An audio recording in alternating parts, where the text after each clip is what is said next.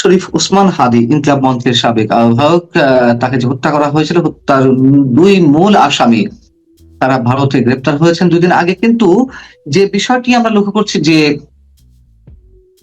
হাদী হত্যাকারীদের গ্রেপ্তারের পর তুমুল দাবির পরিপ্রেক্ষিতেও যখন আটক করা হলো ভারত থেকে, তখন আমরা প্রতিক্রিয়ার মধ্যখানে মানে রাজনৈতিক দলগুলো যে প্রতিক্রিয়া দিচ্ছে সেখানে কেমন যেন ছন্দ পতন দেখছি, কেমন যেন একটু অন্যরকম সবার মধ্যে মনোভাব লক্ষ্য করা যাচ্ছে। আসলে এটি কেন? আপনি কি বিষয়টি লক্ষ্য করেছেন?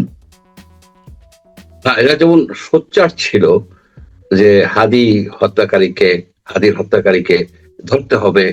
এখন যেহেতু ধরা পড়ছে ভারতে, ধরা পড়ার পরে তাদের রিয়াকশনটা কেমন যেন মানে খাপ ছাড়া আমার কাছে মনে হচ্ছে। যারা এত দাবি করতেছিল তারা কেউ কেউ বলতেছে এটা যেন জজ মিয়া নাটক না হয়। এখন আমরা তো সাধারণ জনগণ তো চায় হাদি হত্যাকাণ্ড, যে কোনো হত্যাকাণ্ড বিচার হোক, তদন্ত হোক, যেমন সাগর রনির মতো যেন ঝুলে না যায়। এটা তো সবারই দাবি, আমারও দাবি, আপনারও দাবি। কিন্তু ধরা পড়ার আগে কিন্তু দেখা গেছে যে হাদি হত্যাকাণ্ড নিয়ে অনেকেই সোচ্চার ছিল, বিশেষ করে ইনকিলাব মঞ্চ, তারপরে আপনার বেশ কিছু সংগঠন তারা মিছিল করছে, তারা দাবি করছে। এখন ধরা পড়ার পরে তাদের রিয়াকশনটা অনেকটা মিউট, অনেকটা ম্রিয়মান। রিয়াকশনটা যে খুশি বা আনন্দ যে বিচার হোক। এখন ভারতে এই দুজনকে আপনার রিমান্ডে নেওয়া হয়েছে, 14 days এর রিমান্ডে নেওয়া হয়েছে যতদূর আমরা জানি, এবং সেইখান থেকে তো তথ্য উপাত্ত আসবে এবং এখানেও তাদের রিমান্ডে নেওয়া হবে এবং আশা করি যে এবার উন্মোচিত হলে যে কারা সাথে জড়িত ছিল, যারা শুটার তারা তো জড়িত ছিলই, কিন্তু তাদেরকে কারা এনগেজ করছে এবং হাদি হত্যার যে মোটিভটা এটা মানে উন্মোচিত হবে এবং হওয়া উচিত। ইনকিলাব মঞ্চের পক্ষ থেকেও সেই দাবি জানানো হয়েছে যে হত্যাকারীরা আটক হলেও তাদের যে মানে হত্যাকাণ্ডের যে মূল পরিকল্পনাকারী তাদের কাউকে আটক করা হয়নি। আমরা নির্বাচনের আগে যখন হাদি হত্যাকাণ্ডের ঘটনাটি ঘটলো, বিভিন্ন রাজনৈতিক দলের পক্ষ থেকে এমন দাবিটি করা হচ্ছিল, বিশেষ করে বিএনপি বা ছাত্র দলের পক্ষ থেকে এমন কথা বলা হচ্ছিল যে নির্বাচন বানচালের জন্যই ওসমান হাদি হত্যাকাণ্ডের ঘটনা ঘটানো হয়েছে। আবার এনসিপির পক্ষ থেকে কিংবা শিবিরের পক্ষ থেকে আমরা দেখলাম যে এক পর্যায়ে বিএনপির স্থায়ী কমিটির সদস্য মির্জা আব্বাসকেও অভিযোগ করা হয়েছিল, তার দিকে অভিযোগের তীর ছুড়ে ফেলা হয়েছিল। সম্ভবত মির্জা আব্বাস এই ঘটনা ঘটিয়েছেন। আসলে বিষয়গুলো কি মনে হয় আপনার এতদিন পরে এসে?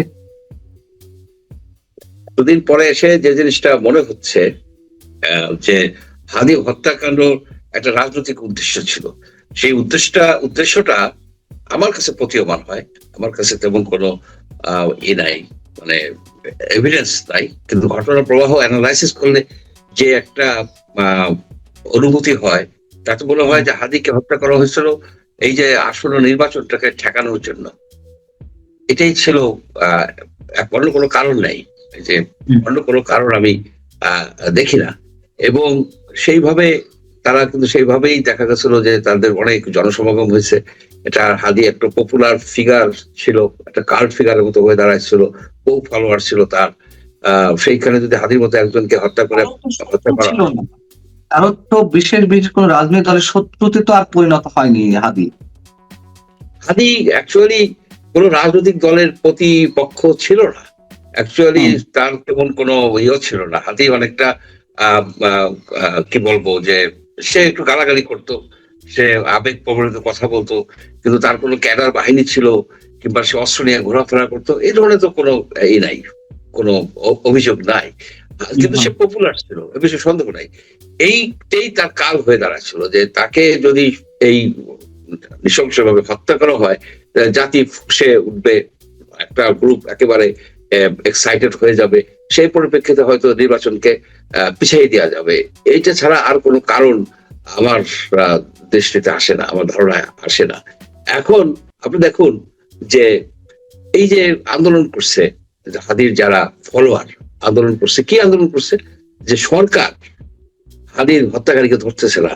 এখনো তারা বলতেছে যে মূল হত্যাকারীকে তারা ধরতেছে না, এরা শুটার। এই কথা যদি বলে তাহলে তারা মূল হত্যাকারী কারা তারা জানে বা তাদের একটা ধারণা আছে। ধারণা আছে। এখন এই যে সরকারের উপরে, সরকার অর্থাৎ এই বর্তমানে আমাদের যে এই বিএনপি সরকার না, এই 20 দিনের সরকার না, ইন্টারিম সরকারের উপর কিন্তু তারা অনেক চাপ সৃষ্টি করতো যে আপনারা বের করেন। এবং ইন্টারিম সরকার হাদি হত্যাকাণ্ডের বিষয়ে যে ধরনের একটা অ্যাটিচিউড নিয়েছিল, সেই অ্যাটিচিউড আমরা দেখছি যে এই শেখ হাসিনা সরকার সাগররুনি হত্যাকাণ্ডে বা এই ধরনের হত্যাকাণ্ডে তারা কিন্তু সেই ধরনের একটা রোল, মানে ডিলি ডালি করা, ওকে আমরা এটা করতেছি, হাদির ভাইকে চাকরি দেওয়া হলো, টাকা দেওয়া হলো, প্যাসিফাই করার চেষ্টা করা হলো, অনেক কিছু করা হলো, কিন্তু হত্যাকারীকে ধরা হলো না। বা এবং এরা যে ভারতে গেছে, ভারতে গেলই বা কেমনে? তারা যদি খুব কড়াকড়ি করতো এবং তো সবই ছিল তাদের, পালাই গেল কেমনে? অর্থাৎ গত সরকারের, ইন্টারিম সরকারের এই হাদি হত্যাকাণ্ডের পেছনে প্রচন্ড হাত ছিল, পরোক্ষ কিংবা প্রত্যক্ষভাবে তারা এটাকে হেল্প করছে বলে এদের কথাবার্তায় মনে হয়, আচরণে মনে হয়। সুতরাং ওই লাইনে কিন্তু ই করা দরকার, তদন্ত করা দরকার। আমরা জানি যে ভারত থেকে ডেফিনেটলি আইনি প্রক্রিয়ার মাধ্যমে এই হাদির যে হত্যাকারী যারা দুইজন, ফয়সল আর একজন, এদেরকে আনা হবে, এদেরকে রিমান্ডে নেওয়া হবে এবং এদের কাছ থেকে কিন্তু অনেক ক্লু পাওয়া যাবে, এদের কাছে অনেক ক্লু পাওয়া যাবে। এই জন্যই আমার কাছে মনে হচ্ছে যে কেমন যেন ধরা পড়ার পরে রিয়াকশনটা একটু খাপ ছাড়া মনে হচ্ছে আমার কাছে। এই জন্যই যে কার নাম এসে যায়। সেই তাহলে ইউনূস সরকারের স্বার্থ এর সঙ্গে বেশি জড়িয়ে ছিল নির্বাচন পিছানোর বিষয়ে, নাকি ইউনূস সরকারের ভর কেন্দ্র হিসেবে যারা কাজ করেছে জামাত, এনসিপি, তাদের ইন্টারেস্ট বেশি ছিল এবং সেই ইন্টারেস্টের জায়গা থেকে হাদি হত্যাকাণ্ডের ঘটনা হতে পারে, মানে এমনটাই মনে করছেন আপনি? তার আগে ইন্টারেস্ট কাদের ছিল? একটা জিনিস করতে হবে যে এইখানে এনসিপি, জামাত এবং ইন্টারিম সরকারের যে একটা কমন ইন্টারেস্ট ছিল, এই কমন ইন্টারেস্টটা ছিল যে নির্বাচন তাদের মতো করেই হবে, তাদের সময় অনুসারেই হবে। আপনি দেখেন নির্বাচন কিন্তু পিছনের কথা বলছে, এনসিপি কিন্তু লাস্ট মোমেন্টও বলছে যে পরিস্থিতি নাই, জামাতও বলছে যে আমরা হয়তো নির্বাচন নাও যেতে পারি, এই ধরনের কথা কিন্তু আসছে। আর এই যে ইন্টারিম গভর্নমেন্টের যে কথাগুলি আসলো আপনার সাখাওয়াত হোসেন সাহেবের কাছ থেকে, অন্যদের কাছ থেকে আসলো যে তারা যে নির্বাচন পিছাতে চাচ্ছে, এখন পিছাতে হইলে তো আপনার একটা ক্লু লাগবে, একটা কস্ট লাগবে, তো সে কজটা ছিল এই ধরনের কজের তারা দেখছে। এবং তারা যে মব গুলি করছে, এই যে সিরিয়ালি মব গুলি করছে, মবকে আপনার দেওয়া হয়েছে, প্রত্যক্ষ ভাবে তাদেরকে সহায়তা করা হয়েছে, তাদেরকে ইম্পিউনিটি দেওয়া হয়েছে, মব বাসদের। কেন দেওয়া হয়েছে? যাতে একটা পরিস্থিতি থাকে যেখানে মানুষ সন্তুষ্ট থাকে, যেখানে নির্বাচনটা যেন পিছানো যায়। এইখানে দেখেন এখন কিন্তু মব কমে আসতেছে, কিন্তু এই যে আপনার যে করলো প্রথম আলো ডেইলি স্টার পুড়িয়ে দিল, পুড়াই দিল, এটা তো প্ল্যান করা। এবং বলতে এটা আমার একেবারেই দ্বিধা নাই যে এটার পেছনে ইউনূস গভর্নমেন্ট মানে ইউনূসের মন্ত্রিসভা, অ্যাডভাইজাররা, তারা সবাই জড়িত ছিল। তাদেরকে চার্জ করা দরকার যে দুইটা পত্রিকাকে পুড়িয়ে ভবিষ্যৎ করে দেওয়া হলো, বশীভূত করা হলো এবং 26 জন সাংবাদিক সেখানে মারা পড়ে যেতে পারতেন। নুরুল কবির সাহেব যে তাদেরকে উদ্ধার করে নিয়ে আসছেন, এটা তো ডাইরেক্টলি ইউনূস গভর্নমেন্ট জড়িত, কারণ 300-400 লোক ছিল। আপনি যদি সেখানে ভিডিও দেখেন, এই 300-400 লোককে সরানো যেত না, কিন্তু তারা যায়নি। এই যে আপনার যে নাম কি, শফিক, এই যে শফিক ছিল, সে বলল যে আমি কার কাছে না ফোন করছি, সারা রাত্রে আমি জেগে রয়েছি। এই ধরনের ভণ্ডামি তো বললে হবে না, এসব কথা বললে হবে না। আপনি কি আইজিপি কে বলছেন? আপনি ইউনূস সাহেবকে যদি আইজিপি কে অর্ডার দিত যে তোমরা পুলিশ নিয়ে যাও, বা ওয়াকরুজ্জামান সাহেবকে সে বলতো যে আপনারা সেনাবাহিনী নিয়ে এই দুটো পত্রিকা রক্ষা করেন, এই পত্রিকাটা তো 2 মিনিটে পড়ে যায় নাই, বহুক্ষণ ধরে পড়ছে, বহুক্ষণ। সুতরাং এই যে মব করছে, এই যে হাদি হত্যা, এগুলি সবই একই যোগসূত্রে বাঁধা। এই যোগসূত্রটা হচ্ছে আপনার এই নির্বাচনকে পিছিয়ে দেয়া কিংবা নির্বাচনকে বানচাল করে দেয়া। সেই জন্য আপনি দেখেন একটা নির্বাচন হয়ে গেছে, এই নির্বাচনটাকে আপনার প্রশ্নবিদ্ধ করে ফেলার জন্য এই যে রিজওয়ানা সেদিনকে যে কথাগুলি বললো, দুইটাও জিনিস হতে পারে, প্রশ্নবিদ্ধ করা, আর একটা হচ্ছে যে বিএনপি কে একটু সন্তুষ্ট করা, দেখো আমি ঠেকাইছি জামাতের বিজয়টা, নাহলে তোমরা আসতে পারতো না, আমাকে অ্যাডভাইজার করো, অসুবিধাটা কি। এরা যে কাজটা করছে, যে কেয়ারটেকার সিস্টেমটা এত কষ্ট করে রিইনস্টল করা হয়েছে, রিইনস্টেট করা হয়েছে, সেটাকে আপনার এই করে ফেললো, কন্ট্রোভার্সিয়াল করে ফেললো, কলুষিত করে ফেললো।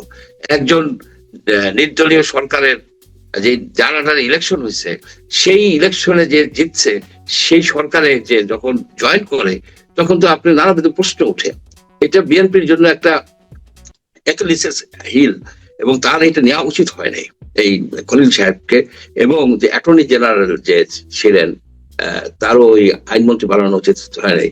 নির্দলীয় সরকারের কেউ তো এই রাজনৈতিক সরকারে আসতে পারে না।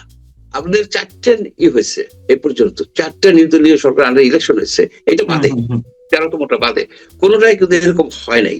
এখানে হলো এরকম দুর্নীতির কথাও আসে নাই কিন্তু আগের গুলিতে, এখানে যেমন ভাবে একেবারে এসে গেছে। আপনার কাছে মনে হয়, আমি হাদি হত্যা প্রসঙ্গে একটু আসতে চাই, যে বিশেষ কোন রাজনৈতিক দল নাকি একাধিক কোন রাজনৈতিক দল ফেসে যেতে পারে হাদি হত্যাকাণ্ডের ঘটনায়? আমি মনে করবো যে একাধিক, কারণ আপনি যদি দেখেন যে কমন ইন্টারেস্ট কাদের কাদের আছে, নাম আর উল্লেখ করতে চাই না, কমন ইন্টারেস্ট কি, গভর্নমেন্টের ইন্টারেস্ট, জামাতের ইন্টারেস্ট, নামে উল্লেখ করি এনসিপির ইন্টারেস্ট, এদের সাথে যারা মৌলবাদী শক্তি, আমরা যাদেরকে মৌলবাদী বলি, এদের সাথে তাদের কিন্তু একই ইন্টারেস্ট ছিল, যে নির্বাচনটাকে তারা কিন্তু পিছাইতে চাইছিল, কিন্তু চাপে পিছাইতে পারে নাই। আপনাদের মতো সিভিল সোসাইটি অ্যাক্টিভিস্ট যারা তুলে ধরছেন, চাপের ফলে কিন্তু এই নির্বাচনটা হয়েছে। এবং বিএনপি তো চাপ সৃষ্টি করছে, তারা বেশ কৌশলও করছে, তাদেরকে কঠিন কঠিন পরীক্ষা নিরীক্ষার মাধ্যমে এই নির্বাচনটা আদায় করতে হচ্ছে। এই নির্বাচনটা হতো না, নির্বাচনটা না হওয়ারই সম্ভাবনা ছিল। এইভাবে তারা গোলমেল পাকায়া আরো 2-4 বছর থাকতো। এবং আর যদি আপনার এই যে গণপরিষদ, সংবিধান সংশোধন পরিষদে যদি সিগনেচার করতো, তাহলে কিন্তু আমাদের সংসদ সব ঝুলে যেত।